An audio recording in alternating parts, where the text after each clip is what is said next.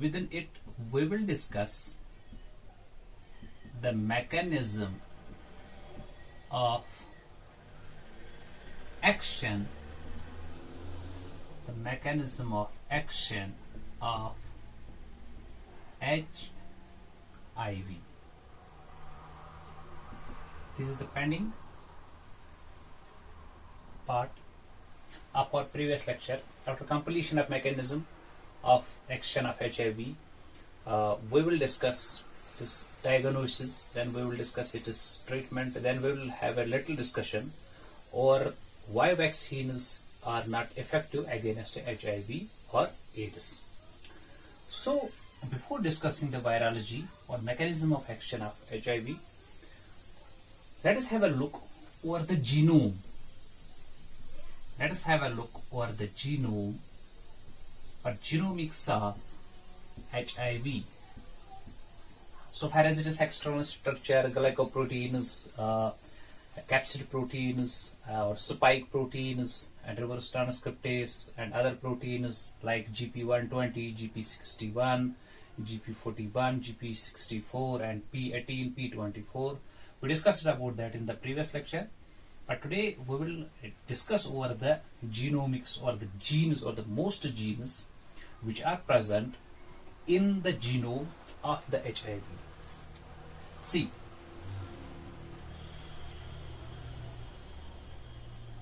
let me draw a diagram of the genome or the genes of HIV. On two lateral sides of the fragment of the genetic material of the HIV, it contains long tandem repeats, which are often called as LTRs. So LTRs refer to long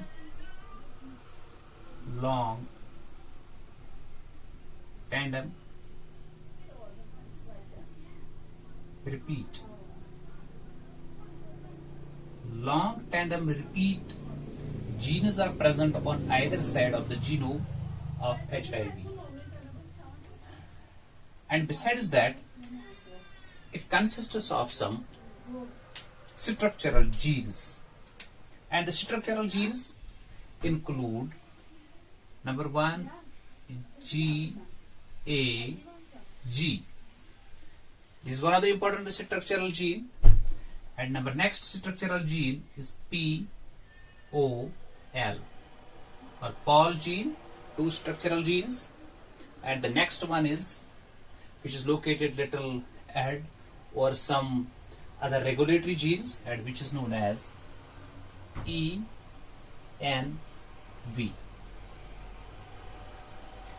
These are the three important structural genes of or in the genome of HIV. Let me write down here with the blue structural genes. And these three important structural genes are responsible for the formation of, after they will complete the process of the translation in our cells, and ultimately they will result in the formation of core proteins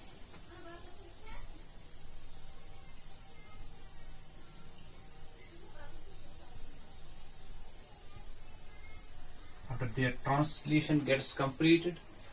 They result in the formation of core proteins, and Paul gene results in the synthesis of a reverse transcriptase.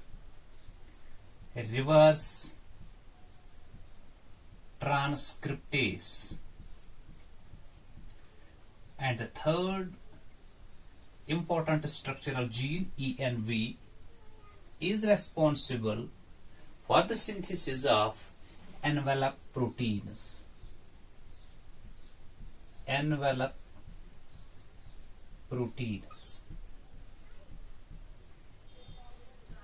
These are the three important structural genes which are present in the genome of HIV, GAG, POL and ENV. GAG is responsible for translating or for the synthesis of core proteins, and POL for the synthesis of reverse transcriptase, and ENV for the synthesis of envelope proteins. Like envelope proteins you came to know in the last lecture when we discussed the structure of HIV. And besides these structural genes and these terminal LTR genes, the HIV also consists of some regulatory genes like VIF. It is a regulatory gene. Another one is TAT. It is a regulatory gene in the viral genome of HIV. VPU. It is another regulatory gene, and this TAT gene is also present here. This is a regulatory gene, and other regulatory genes include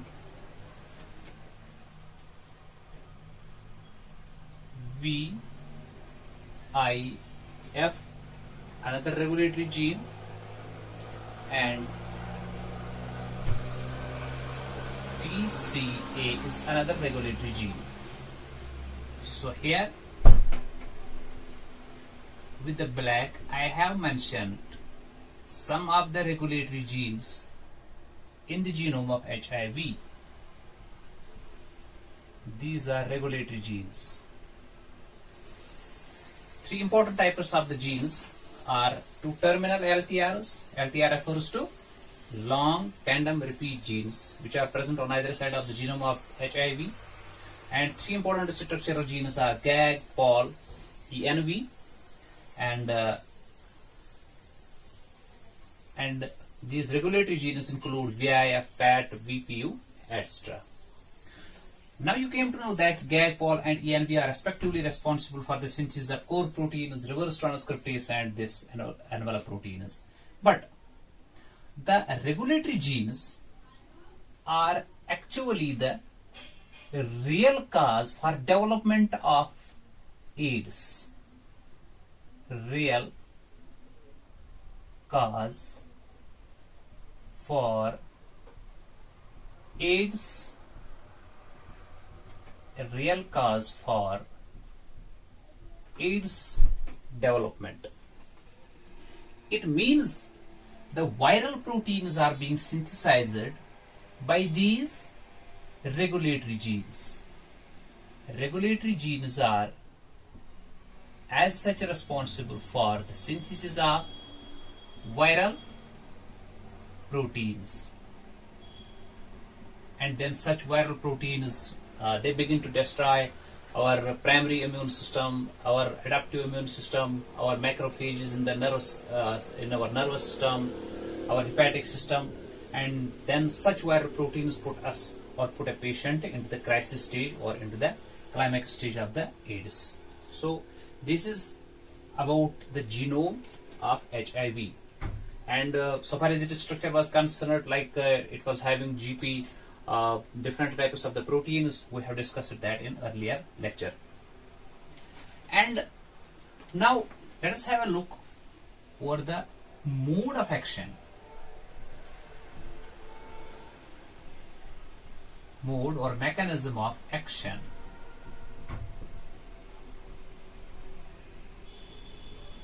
See, you know that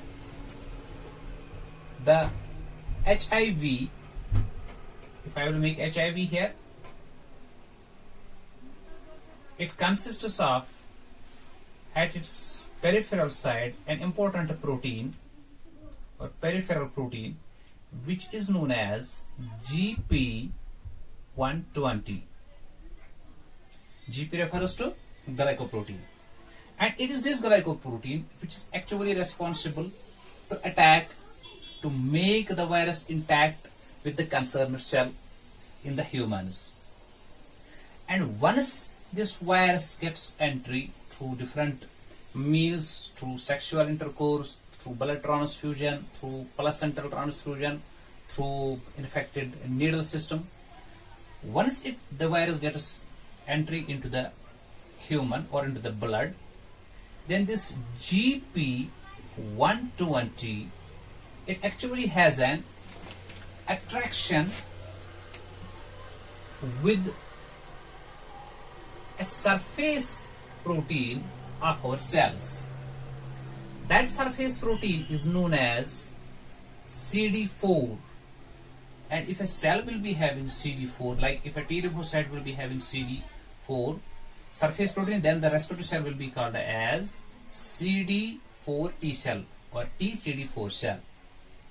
But CD4 surface protein is not only present on T lymphocyte, it can be present on the T lymphocyte, it can be present on the fibroblast, it can be present on the macrophage,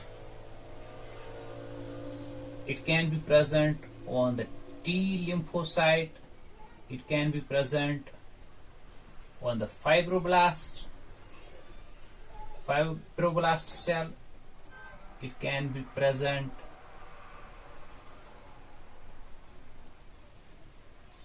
on the surface of the macrophage, or it can be present on the surface of the glial cell of our nervous system or our brain, or mainly it can be present on the monocyte.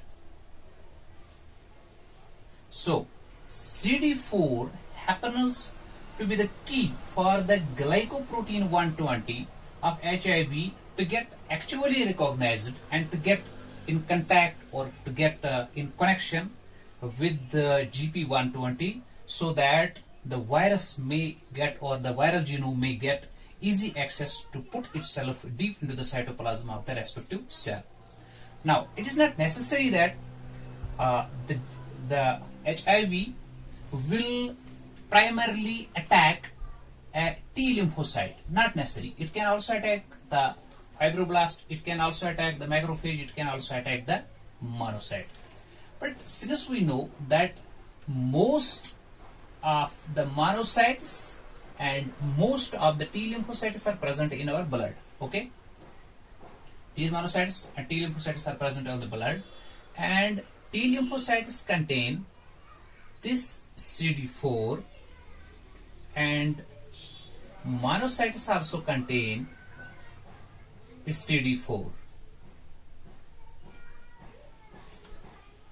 Besides that, the monocyte also consists of CCR5C.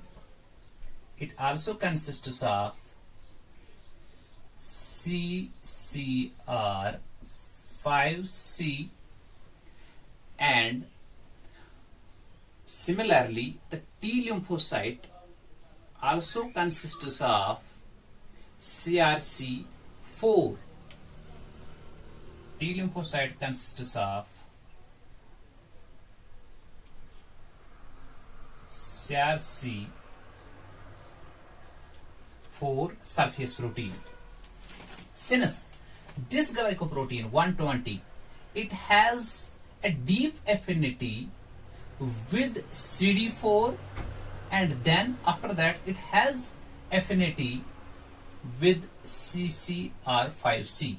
So it means primarily when a human or when a man gets infected with the HIV, primarily his or her monocytes may get directly involved or associated with what? With HIV. After HIV has recognized CD4 along with CCR5C or along with CRC4, then it will get its entry. First of all, they will get in contact with one another, then the respective viral genome will get entry deep into the cytoplasm of the monocyte.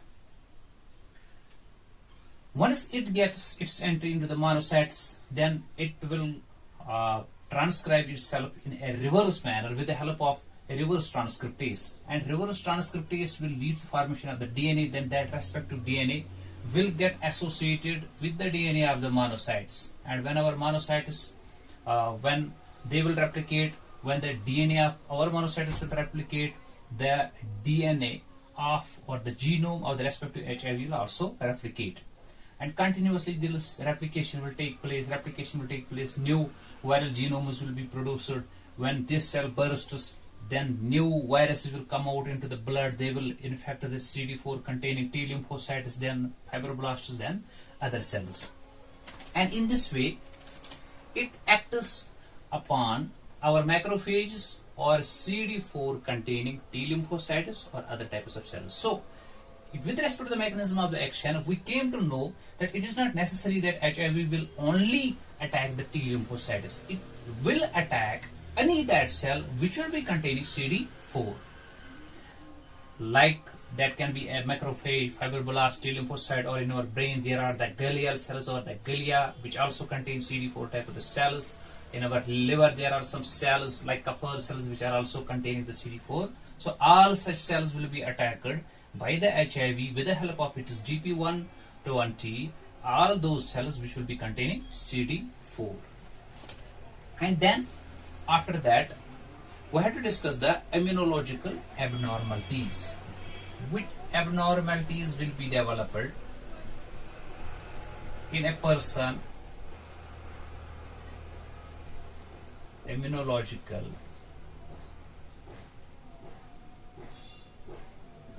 abnormalities.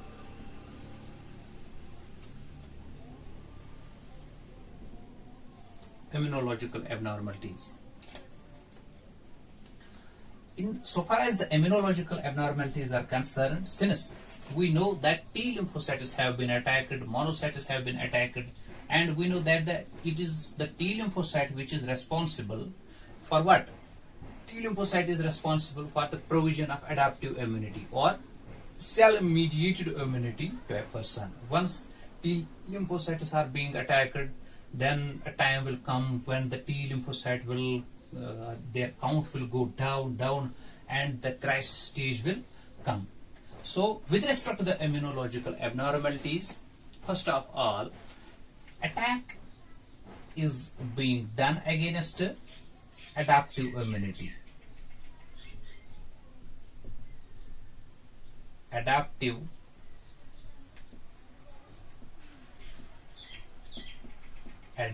immunity deteriorates. Adaptive immunity will deteriorate first. And as you know that all those cells which will be containing CD4, or I can say the CD4 positive cells will get attacked. CD4 positive cells will get attacked. Now what will happen? You know that the CD4 positive cells, whether they are the T lymphocytes or other types of the cells, they are actually responsible for the synthesis of many of the proteins which are helpful in providing immunity to a person. Like they are responsible for the synthesis of cytokines, and I have discussed the role of the cytokines in provision of immunity to the human beings against the antigens. And macrophage chemotactic factors may also be synthesized. Macrophage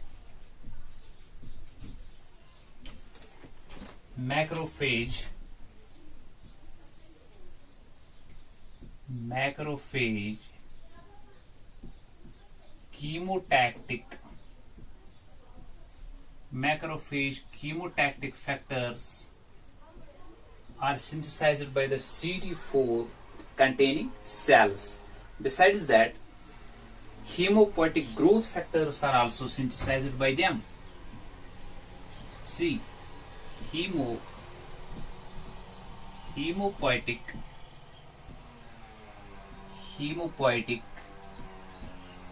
growth factors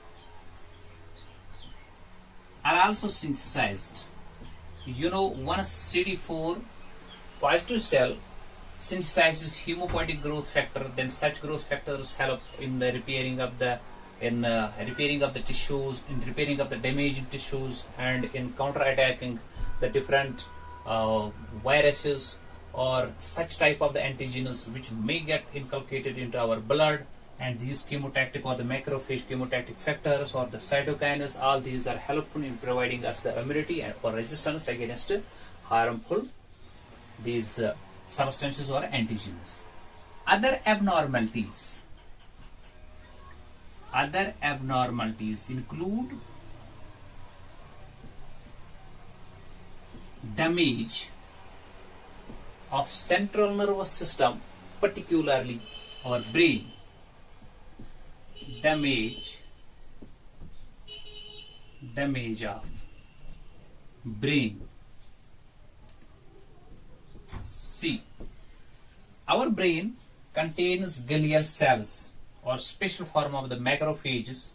Since we know that the macrophages also consist of CD4, henceforth via blood, when the virus will get its entry into our brain, it will start degradation of the macrophages or the special form of the macrophages of our brain, which will ultimately result in damaging of the neurons, in damaging of the different types of the nervous cells which are present in our brain. And secondly, abnormality with respect to our immune system. Number one, and abnormality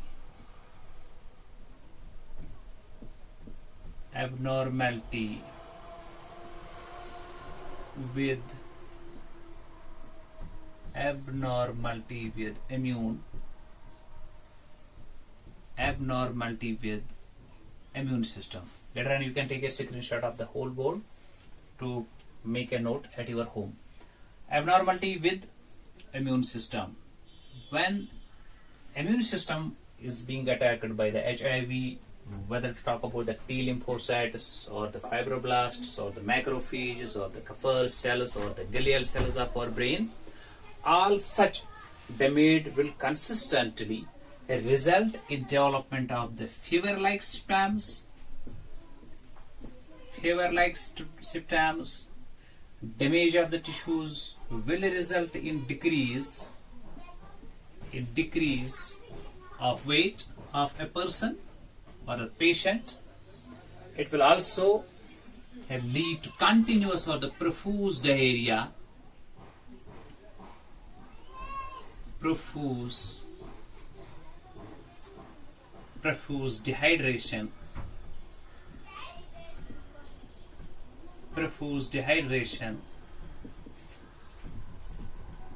etc.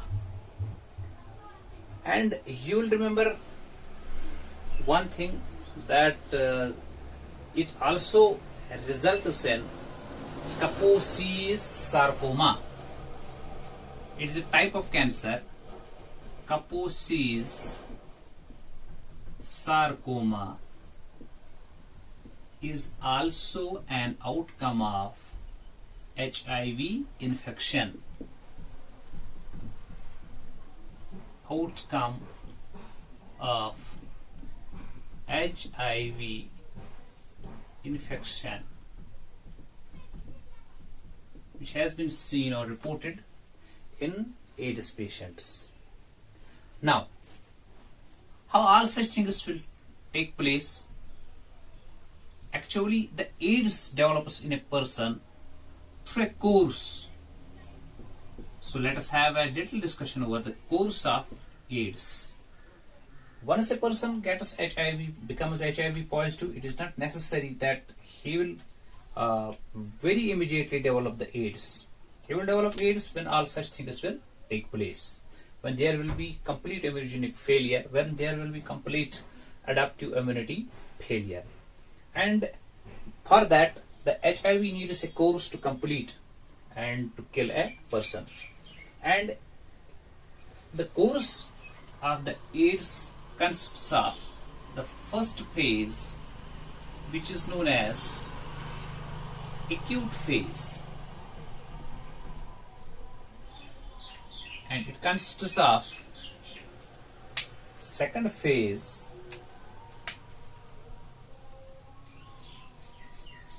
which is known as intermediate phase or chronic phase. Chronic phase, this is the second phase of the development of the AIDS, and number third phase is known as crisis phase or crisis stage.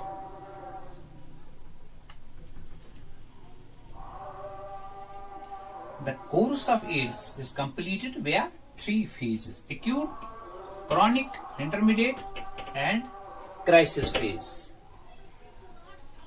Acute phase in a person on an average is completed from 8 to 12 weeks. And in this phase, there is initial response of the patient or a person against the virus.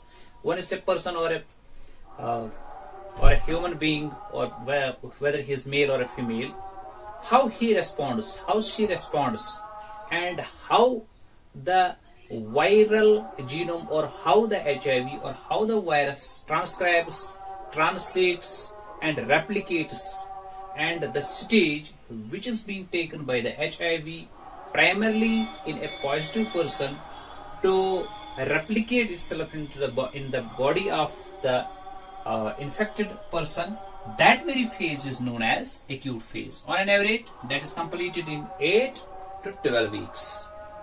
And new viruses are produced in this phase. And in this phase, for your kind information, there will be no major symptom which a patient or which a person will recognize by himself or herself. And the second phase, that is known as chronic phase. This chronic phase is also known as seropositive phase. Seropositive phase. This seropositive phase may last from 5 to 10 years. It may last from 5 to 10 years. In this seropositive phase, patient may still not be knowing about his own infection, about his being positive regarding HIV, and in this phase, continuously the replication of the viral genome takes place and new cells get infested, new cells get infected, then new T cells are produced. But in this phase, the patient himself tries to get adapted. In this phase, the patient's immune system tries to get adapted in containing the viral load or in containing the virus.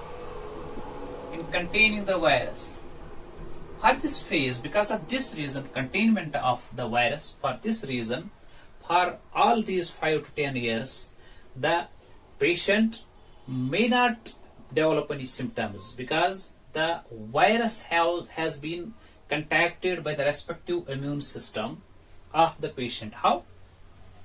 Because of continuously synthesis of new T lymphocytes, new these fibroblasts, monocytes, etc. There are 1% of the world's population who have been thought to of having some gene with which they are having immunity against the HIV. So if such a population gets infected with the HIV, they will never develop AIDS and they won't die because of the AIDS, because in them there is lack of a respective gene which is responsible for the synthesis of either CRC4 or CD4 or CCR5C surface protein. You see, if a person will be there and his T lymphocytes or his monocytes or his other types of respective CD4 positive cells won't be having these CD4 surface proteins or these surface proteins or these surface proteins. It means virus will be present in them, and virus won't be able to attack new T lymphocytes, new fibroblasts, new macrophages, new monocytes. Isn't it? That is a heterozygotic condition in that person who has not been seen with a gene or whose genes partially synthesize such surface proteins. And for that partial synthesis of such proteins in heterozygous condition is to be needed, say, a gene like capital T and another gene like small t. Say capital T is responsible for the synthesis of such surface proteins and small t is not responsible. When this capital T, small t condition in or heterozygotic condition will be present in a person, such persons will be having T lymphocytes or the respective cells in which 50% of the respective so-called CD4 positive cells will be lacking their respective surface proteins. And with that, such persons won't develop AIDS, or in such persons only at a time less than 50% of the cells will be infected. And as such, new other T lymphocytes or other these macrophages and other cells which will be lacking CD4 surface proteins or other types, such types of the surface proteins, till then they will attack the new viruses as soon as they will come out of the infected cells. And the third stage is crisis. Yes, the third phase is the crisis phase or crisis stage. In this very stage, actually a patient develops AIDS.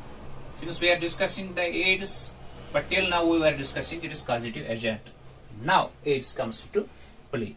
How we come to know that now a person has developed AIDS? See, if in a person after he has been HIV positive, the number of CD4 positive cells goes down or less than, here I will write down 1 minute.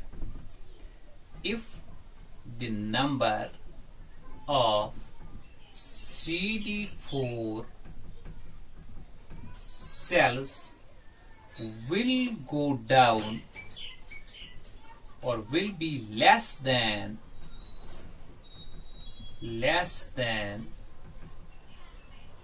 200, their number will be less than 200 per microliter of his blood. It means now enough of the respective persons CD4 cells have been deteriorated, died, killed or degenerated with the HIV or it is viral proteins. Now the patient has been put into the crisis phase or the crisis stage. Now he will develop a lot of symptoms, or now he will develop the respective syndrome. And sometimes even he develops this Kaposi sarcoma, this type of a cancer. Now when he is in the crisis phase, his brain is not working well, it has been damaged, his hepatic system has been damaged, his renal system has been damaged, his this adaptive immune system has been damaged, and now he is not in a position to defend itself or to defend himself from even a very minor bacterial infection or prionic infection or any other type of the infection. And after this, let us have a look over the diagnosis.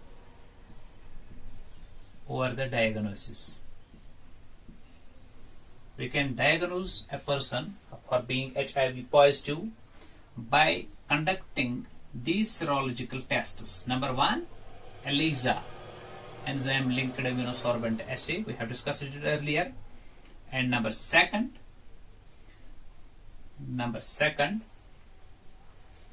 Western blotting technique. With this Western blotting technique, which we had discussed in the biotechnology chapter, with this Western blotting technique, a patient can be diagnosed for having HIV against antibodies at an earliest or the respective viral proteins. And number third and the newest method for the diagnosis of HIV is PCR, polymerase chain reaction. These are the third important medical diagnostic tests which can be conducted to get knowledge about a person's or being HIV positive or negative. Here you can ask me a question now about which we discussed earlier. I asked you earlier that why vaccines have not been produced yet against HIV, or why vaccine failure is there.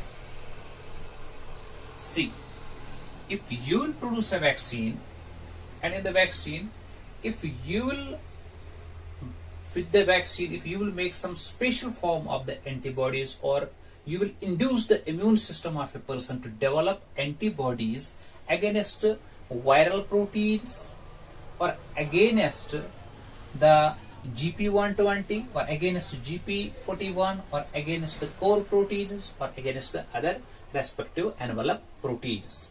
Okay, if you will develop a vaccine and you will put that vaccine into the patient, and the patient will develop these antibodies. Now these antibodies have the ability to act or to counteract some viral proteins which have this structure. Okay, then it is fine. This, if the virus will produce only these types of the proteins, then your respective vaccine will act. But unfortunately, what this HIV is doing in the human body, this HIV has the ability, along with its replication, along with its just personal reproduction, it produces newest and new forms of the proteins, whether to talk of the envelope proteins or the viral proteins or the GP120, new forms, new shapes, new structures of the proteins are produced. As a result of which, if you will produce here vaccine number 1, it will only work against type 1 proteins, which might have been produced by some strain of the HIV. Now, this HIV has quickly learned to synthesize new forms, new structures of the proteins or the viral proteins, but against such viral proteins, your vaccine or your already produced antibodies won't work. So, because of the ability of the virus to synthesize various different types of the structural proteins or the viral proteins, we are not in a position to synthesize vaccines. Okay, now instead of the vaccine, we can still give some treatment to the respective patient. How you will treat? You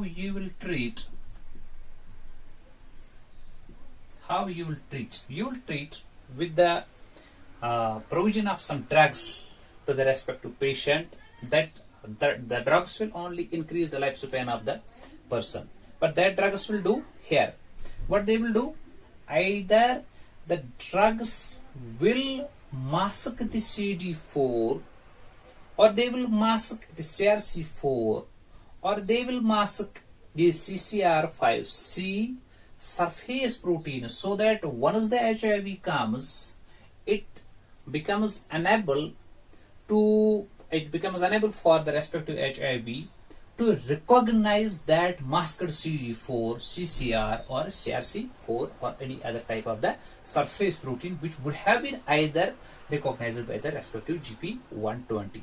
And such types of the drugs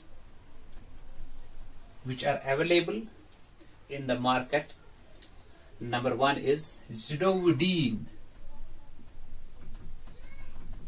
Zidovudine,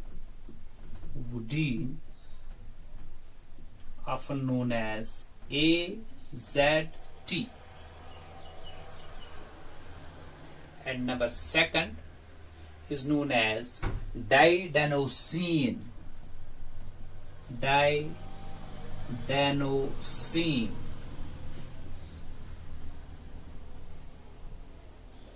Sometimes it is also called as DDS, didanosine. And newly formed drug which works against the HIV by masking the surface GP120 or by masking the surface proteins, recognizable proteins or identifiable proteins of different types of the T lymphocytes like CD4 positive cells, and that is known as mROC. These are the few drugs which are being recommended to the HIV positive person. So let us repeat once. Today we have discussed the virology of the HIV or the mechanism of action of HIV. Before discussing, having a thorough discussion over the mechanism of action of the HIV, we have discussed its genome and different genes which are responsible for the synthesis of different types of the viral proteins or other structural proteins. And first we saw that the viral genome at its peripheries consists of LTR or long tandem repeat proteins, and then it consists of some structural proteins which are known as GAG, POL and ANV. GAG responsible for core proteins and POL is responsible for reverse transcriptase synthesis and ANV is responsible for envelope proteins. And besides that, it also consists of regulatory genes which are responsible for the synthesis of the viral proteins, and such genes include VIF, TAT, VPU, TAT, VIF and other types of these genes.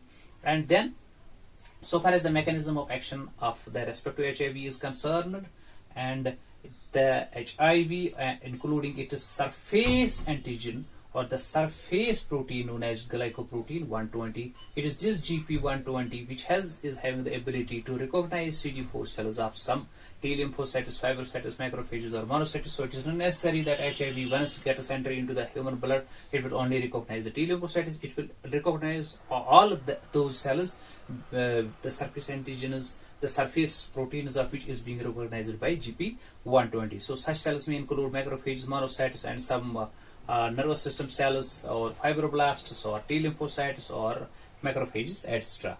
And it is this GP120 which recognizes CD4 and it has affinity with CCR5 of the monocyte. So primarily it is this HIV which may attack the monocyte. Then in the monocyte, when it gets entry into the monocyte, then it translates itself, finally forms the new these strains of the virus. Then such new strains of the virus in the coming times will reinfect the T lymphocytes and other types of the respective cells of our immune system. So ultimately it is the attack over the immune system of a human being. And immunological abnormalities include the decrease in the adaptive immunity and the decrease in the CD4 cells which were previously responsible for the synthesis of cytokines, macrophages, chemotactic factors and hemopoietic growth factors and other things which would have been either responsible for providing defense to the human being. Because when such CD4 positive cells will get degenerated, and it is simple, then that the respective immunogenic responses will be weakened within the respective person. And other abnormalities include the damage of the brain, the damage of the liver and the damage of the this immune system will ultimately result in development of the fever, decrease in the weight, the continuous profuse dehydration and other things, or even some the development of the special forms of the cancers which is known as this Kaposi's sarcoma. It also develops in some person. And so far as this course of AIDS is concerned, its course is completed via different stages: acute phase or acute stage, chronic phase or the chronic stage, or crisis phase. It is this crisis phase in which the AIDS is developed. When AIDS develops when within a concerned patient there is decrease of the T lymphocytes or CD4 positive cells to such an extent that in per cubic